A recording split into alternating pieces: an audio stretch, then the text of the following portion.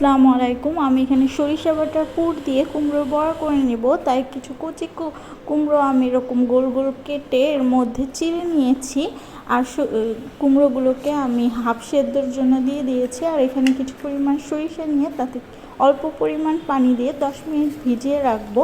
আর কুমড়োগুলো আধা সেদ্ধ হয়ে গেলে আমি নামিয়ে ফেলবো।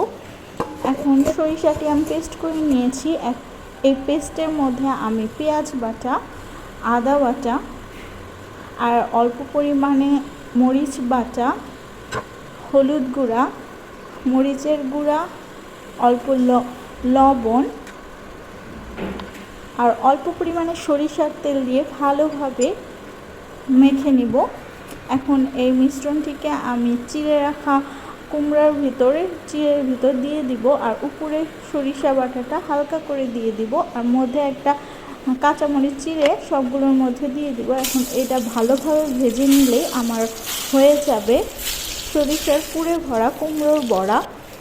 এটা কিন্তু ভাতের সাথে খেতে খুবই ভালো লাগে আর আমার খুবই প্রিয়। কচি কুমড়া দিয়ে এটি যখনই আনা হয় আমি করে ফেলি। Thanks for watching.